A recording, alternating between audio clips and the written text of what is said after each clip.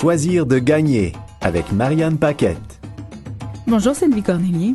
Bonjour Madame Paquette. Vous êtes la directrice générale du Réseau du sport étudiant du Québec de la Montérégie qui a comme mission d'assurer depuis 1974 la promotion, le développement du sport, de l'activité physique et ce au niveau primaire, secondaire, collégial, de l'initiation jusqu'au développement même du sport de haut niveau. Et tout ça, bien sûr, on le sait, ça favorise l'éducation, la réussite scolaire, la santé des jeunes, santé globale de ces enfants-là.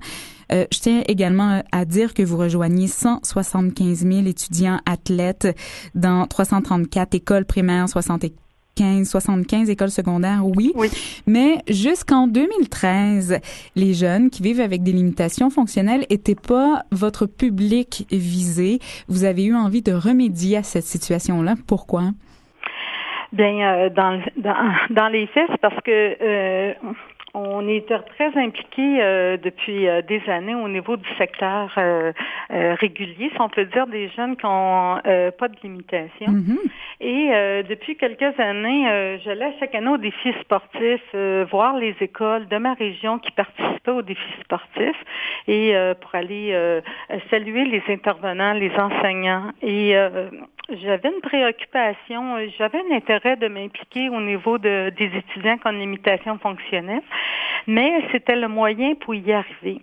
Ouais. Alors, je me disais, si je fais ça au travers avec les coordonnateurs que j'ai pour les jeunes du régulier, ça va passer par-dessus, ça va être comme l'objectif en dernier lieu qu'on va s'en occuper. Moi, je voulais vraiment mettre sur pied un programme qui pouvait qu'on pourrait s'investir auprès de ces jeunes-là pour leur donner une offre de service pareil comme la clientèle régulière. Alors, c'est pour ça que j'ai rencontré M. Pierre Morin de Choisir de gagner et je lui ai identifié que mon intérêt, mais aussi ma problématique qui était financière pour pouvoir engager une personne ressource qui serait dédiée complètement à cette clientèle-là. Alors, Choisir de gagner m'ont rencontré quelques mois plus tard pour dire on a trouvé le financement par un projet. Alors, tu peux engager les personnes ressources et tu peux mettre de l'avant pour les 3 prochaines années ton objectif d'offrir un programme pour la clientèle avec des limitations fonctionnelles. Et ce programme-là, c'est des compétitions sportives adaptées et c'est la première fois que ça a lieu dans des écoles de la Montérégie. Oui. Ça s'adresse à qui ce programme-là? En fait, ça s'adresse à toutes les jeunes qui ont une limitation fonctionnelle, que ce soit auditive, intellectuelle, langagière, motrice, les TSA, les TED, la santé mentale et la santé et les visuels aussi. Alors, c'est toute la clientèle finalement. Et pour bien établir les besoins de ces jeunes-là, vous avez effectué une tournée à travers les différentes écoles. Qu'est-ce que cette tournée-là a permis de révéler, en fait, de mieux cerner les jeunes, mais aussi leurs besoins, leur envie, leur désir en tant que sport, là, d'activité physique?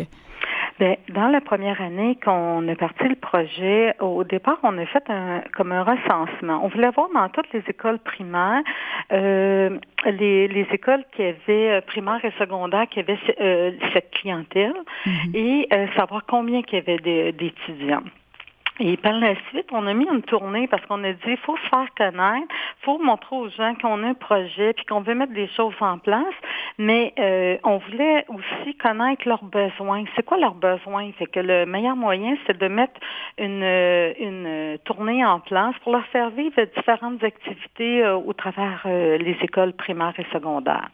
Ça nous a permis, la tournée, de connaître les difficultés aussi qu'ont les écoles avec la clientèle. Puis on s'est rendu compte que les besoins et les difficultés étaient très variables d'une école à l'autre. Je vais vous donner un exemple. On a des écoles régulières qui ont une clientèle avec des limitations, mais qui ont une faible population d'étudiants dans leur école qui ont des limitations. Alors, leur préoccupation, c'est comment je peux mettre en place des activités qui vont répondre à tout mon monde dans mon école. Alors qu'on a d'autres écoles qui sont des écoles spécialisées où les élèves proviennent de partout, soit en Montérégie, même à l'extérieur de la Montérégie. Et organiser une activité de fin de semaine, ça devient des fois très difficile pour pouvoir les faire déplacer avec les parents ou s'organiser pour venir au lieu de compétition. Alors, c'est pour vous donner un exemple de qu'est-ce qu'on a eu à faire face là, quand on a fait la tournée ou que les écoles ont pu nous identifier c'était quoi leur problématique. Et donc, dans ce cas-là, c'était une problématique de mobilité. Oui. C'est pas juste la mobilité, mais aussi une problématique de mettre en place, exemple, une équipe sportive alors qu'on a des jeunes de limitations différentes. Avec une très petite clientèle. Alors, qu'est-ce que je peux faire avec ces étudiants-là? Ouais. Comment a réagi le milieu, c'est-à-dire la réponse des intervenants, des enseignants, des éducateurs physiques? Ça a été positif, Sylvie? Ça a été excessivement positif. Il y a même une directrice, quand je suis arrivée dans son école, elle me dit « Ah, j'ai l'impression qu'il y a le Père Noël qui arrive aujourd'hui. » Alors, la réponse est très positive. On a été accueillis favorablement dans nos écoles pour développer ce projet-là. Et puis, vous avez organisé, il y a eu cette tournée-là qui a été effectuée, puis par la suite, il y a eu des événements qui ont été proposés. Quels étaient ces événements-là? De quelle façon ça s'est déroulé? En fait, on voulait faire des événements tests dans la première année pour voir qu'est-ce qui fonctionnerait le mieux et qu'est-ce qu'on peut mettre comme activité qui va répondre à notre clientèle. Alors, on a organisé une compétition d'équipe en soirée. Qui était le hockey-ball, qui a vécu un succès. Après la soirée, les jeunes ont dit c'est quand la prochaine compétition? Ils ont adoré beaucoup l'expérience. Ensuite, on a vécu une expérience, un sport individuel, une compétition de natation qui s'est déroulée durant la journée. Alors, les jeunes, ils ont quitté l'école pour venir au lieu de compétition avec leurs enseignants, puis on a eu la compétition de natation qui a très bien été aussi. On le voyait, puis on a eu une clientèle assez diversifiée dans le sens qu'on avait des visuels, des jeunes qui avaient des problèmes visuels, d'autres physiques. C'était très varié, alors ça a été la beauté de cette compétition-là. Puis on a eu un autre sport individuel qu'on a vécu sur fin de semaine, la compétition d'athlétisme. Mais cette compétition d'athlétisme-là, on l'a jumelée avec le régulier. Donc avec des jeunes issus de classes régulières. Oui. Alors, eux, il y avait leur compétition. Ils ont pas nécessairement été mixés ensemble, mais on voulait que les jeunes de régulier puissent voir évoluer d'autres jeunes qui avaient des limitations, mais que eux aussi pouvaient se dépasser dans un contexte de compétition. Dans un contexte sportif. Oui. Quand on parle, depuis tantôt, on parle, Sylvie Cornelier, de cette première année-là, mais cette première année-là, elle est toute jeune, là, c'est 2013-2014. Oui.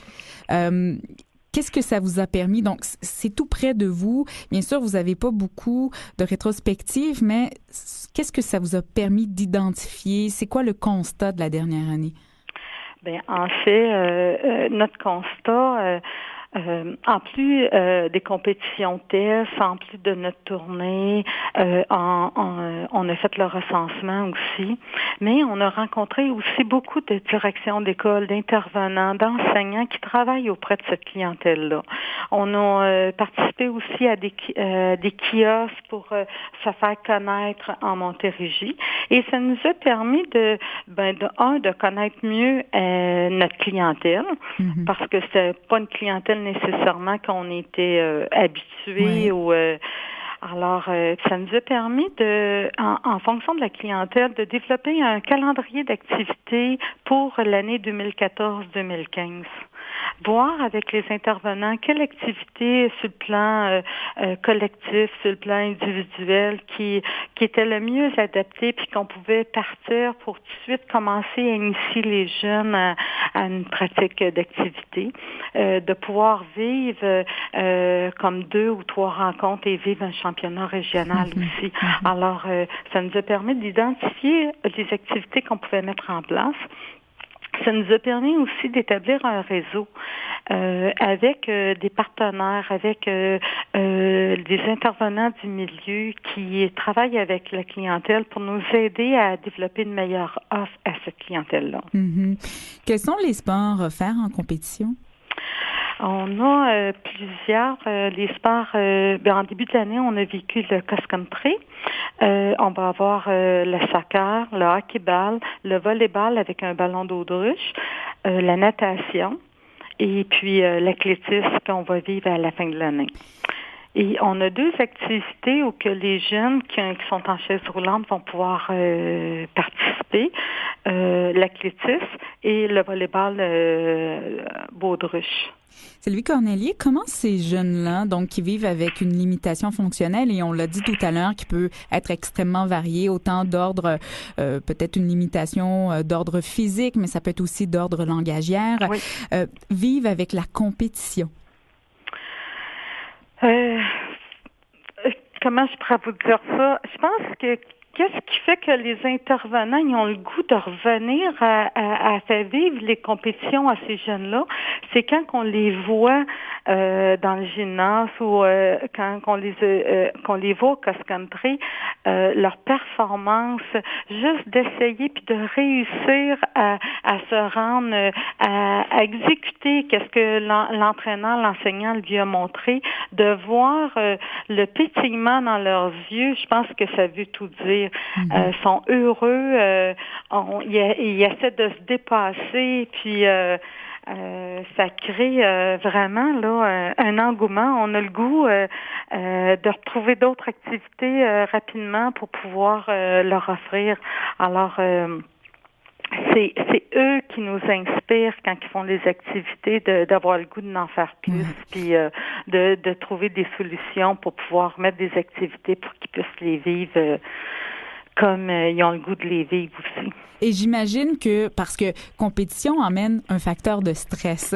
Et pour avoir moi-même assisté quelquefois aux défis sportifs Altergo, ces jeunes-là étaient fébriles, étaient contents d'être présents, mais en même temps, c'était un stress considérable pour eux, un grand défi de se retrouver simplement là et avoir à aller faire leur compétition sportive.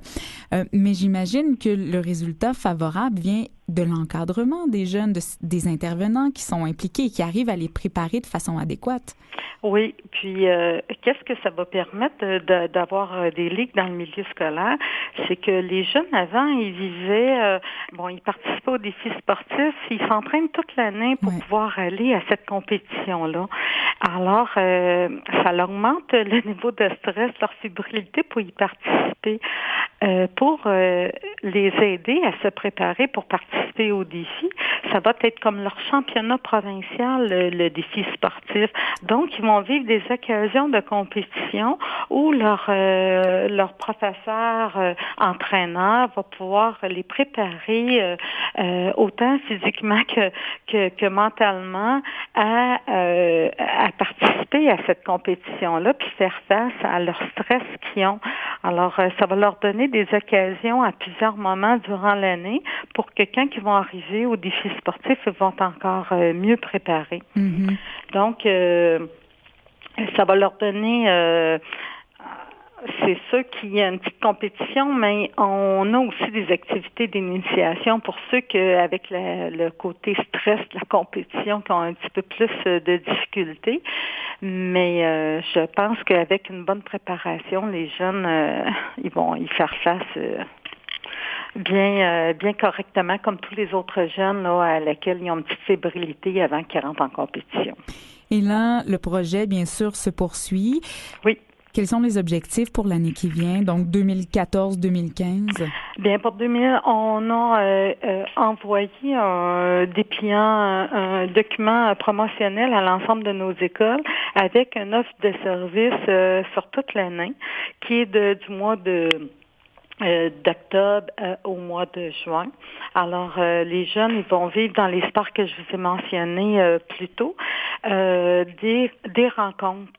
Alors, dans certaines disciplines, ils vont avoir 2 rencontres. Ensuite, ils vont vivre le championnat régional et ils vont se préparer pour aller au défi. Mm-hmm. Alors, durant l'année, on veut, soit en sport d'équipe ou en sport individuel, leur faire vivre plusieurs occasions de compétition. Ensuite, on a des projets en 5 habitudes de vie. Alors, on veut que les écoles adhèrent davantage à nos programmes qu'on a, comme le défi Moi je croque, 5 fruits et légumes par jour, un défi qui est lancé au mois de mars à l'ensemble de nos écoles primaires. Qui participent aussi au mois de l'activité physique qu'on a au mois de mai. Mm-hmm. Fait que c'est désormais les jeunes faire de l'activité physique, manger 5 fruits et légumes et d'avoir une bonne de faire attention à leur alimentation. Pour en savoir davantage, on peut consulter votre site web montérégie.rseq.ca. Oui. Sylvie Cornelier, je rappelle, vous êtes la directrice générale du réseau du sport étudiant du Québec de la Montérégie. Ça me fera plaisir de vous rencontrer lors du défi sportif. C'est sûr, j'y serai présente. Bien, ça va me faire plaisir aussi. Je vous remercie beaucoup. Au revoir. Au plaisir. Une présentation d'Aldergo et de Canal M.